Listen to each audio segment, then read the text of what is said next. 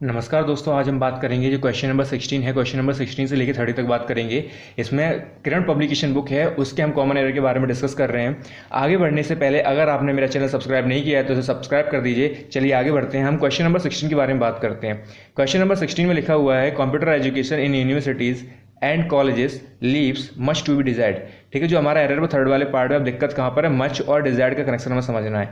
भाई डिजायर्ड जो है ये क्या है, काउंटेबल है। काउंटेबल जो हमारा होता है, काउंटेबल के साथ में हम क्या लगाते हैं, मोर लगाते हैं। और मच हम कहाँ लगाते हैं, अनकाउंटेबल के साथ में लगाते हैं। तो जो लगना क्या चाहिए था हमारा मोर, और लगा क्या दिया हमने, मच लगा दिया। तो मच की जगह हमारा क्या आएगा, मोर। तो जो एरर है वो हमारा किस वाले पार्ट में है, थर्ड वाले में। चलिए आगे बढ़ते हैं। क्वेश्चन नंबर 17 के बारे में हम बात करते हैं। क्वेश्चन नंबर 17 में लिखा हुआ है no sooner I had spoken then he left. भाई अब इसका मतलब समझ लेते हैं जरा। नो सूनर जो ऐसे वर्ड होते हैं नेगेटिव हमारे नेगेटिव सेंस में यूज किए जाते हैं। जैसे नो सूनर हो गया हमारा, ठीक है। एक हमारा हो गया हार्डली हो गया, ठीक है, हार्डली हो गया हमारा।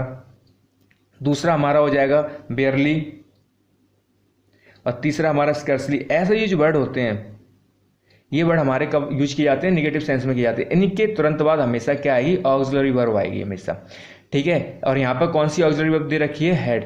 तो नो सूनर के बाद में क्या आना चाहिए था, हेड आना चाहिए था कायदे से, लेकिन इसमें क्या दे रखा है इन्होंने, आई जो सब्जेक्ट है।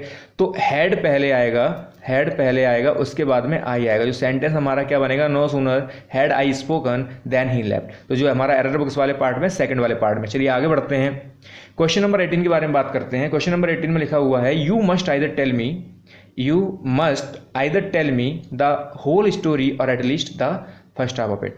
देखिए जरा, आइदर और नाइदर नॉर जो होते हैं कोरिलेटिव कंजक्शन होते हैं हमारे, ठीक है। कोरिलेटिव कंजक्शन होते हैं तो इसका नियम होता है नाउन और नाउन, ठीक है। नाउन है और है, फिर नाउन है। तो देखें जरा, और कहाँ लगा हुआ है, ये और लगा हुआ है, उससे पहले नाउन दे रखा है, ठीक है, इसके बाद में नाउन दे रखा है, कोई दिक्कत नहीं है। जब याद रखें, जब दोनों जो नाउन है एक ही वर्ब से जुड़े हों, एक ही वर्ब है उससे ही दोनों, जैसे मैं आई प्ले फुटबॉल, ठीक है, मैं फुटबॉल खेलता हूँ, और hockey, I either play football और हॉकी। तो इस तरीके से हमारा सेंटेंस बन जाएगा। तो अब जो हमारा दिक्कत है वो क्या है कि जो टेल है, बताने का, कहानी बताने का काम किया जा रहा है, सुनाने का काम किया जा रहा है, वो काम तो एक ही हो रहा है, वर्ब एक ही है इसमें। तो हमेशा याद रखें वर्ब के बाद में फिर आइदर आएगा, ठीक है। तो जो आइदर आएगा वो कहाँ आएगा, दा से पहले आएगा, EITHER।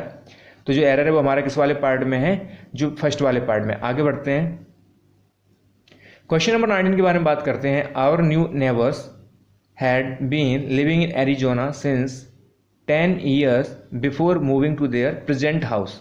ठीक है, जरा यहाँ पे देखें, जरा सिंस लगा हुआ है और सिंस के साथ में दे रखा है उन्होंने 10 years।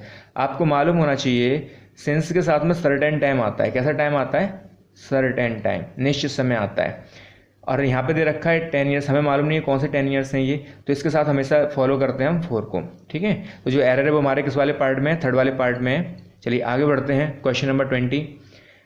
The patient was accompanied with his friend. ये एक पैसिव सेंटेंस है, आप समझ लीजिए जरा इसको, पैसिव वाक्य है ये। और पैसिव वाक्य में जब किसी व्यक्ति के द्वारा कोई काम किया जाता है तो अलग अलग प्रपोजिशन आती है, लेकिन अकम्पनीड के साथ में क्या आएगा, वाई आएगा। क्या आएगा, वाई। तो यहाँ पे विथ बिल्कुल भी नहीं आएगा। तो जो एरर है वो हमारे थर्ड वाले पार्ट में। आगे बढ़ते हैं, a city dweller, a city dweller find. City dweller का मतलब होता है शहर में रहने वाला। Finds it difficult to pass away the time. Pass away का मतलब होता है मर जाना, ठीक है, स्वर्ग सिधार जाना, इस तरीके का मतलब होता है इसका।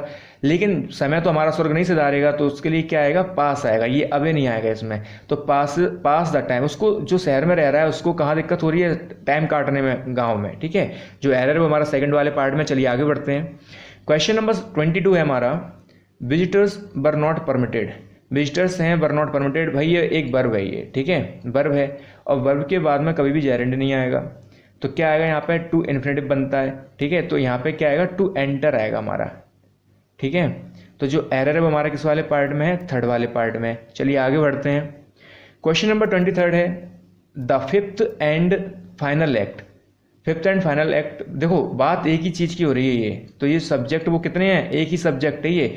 The fifth and final act of Macbeth contain. जब सिंगुलर सब्जेक्ट होता है प्रेजेंट इंडेफिनिट में, हमें मालूम है सिंगुलर सब्जेक्ट के साथ में वर्ब के लास्ट में एस लगाते हैं।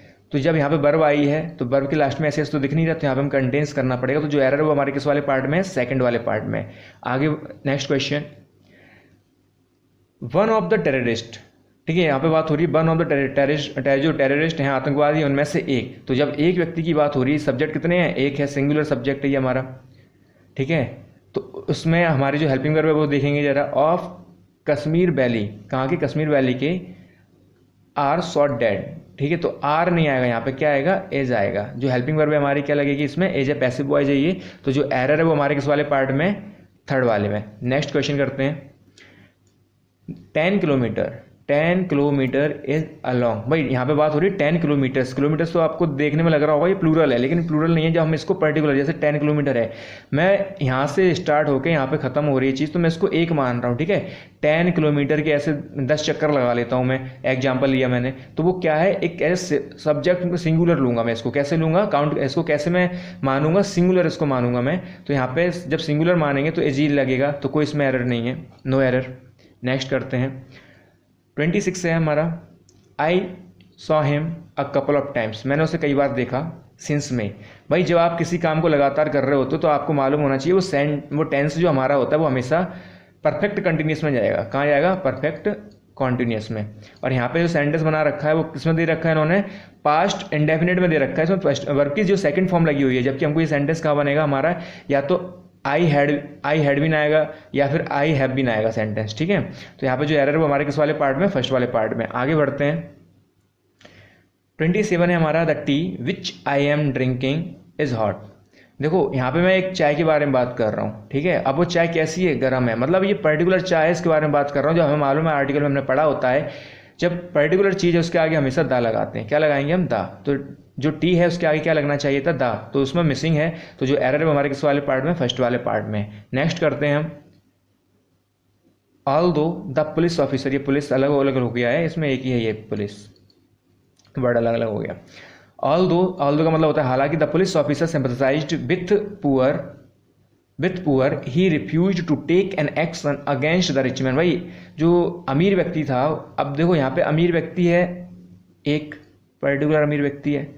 अब वो सिंपैथाइज हुआ, सभी गरीबों के साथ हुआ। जब केस था किसी पर्टिकुलर व्यक्ति का, किसी पर्टिकुलर गरीब व्यक्ति का केस हो रहा है, तो हमें मालूम है जब पर्टिकुलर किसी व्यक्ति का केस होता है या फिर पर्टिकुलर किसी व्यक्ति के बारे में बात करते हैं, तो उसके आगे हमें क्या लगाना पड़ेगा, दा लगाना पड़ता है। क्या लगाना पड़ता है, दा। तो इसमें जो मिसिंग था वो क्या था, दा था। जो एरर है हमारे किस वाले पार्ट में, फर्स्ट वाले पार्ट में।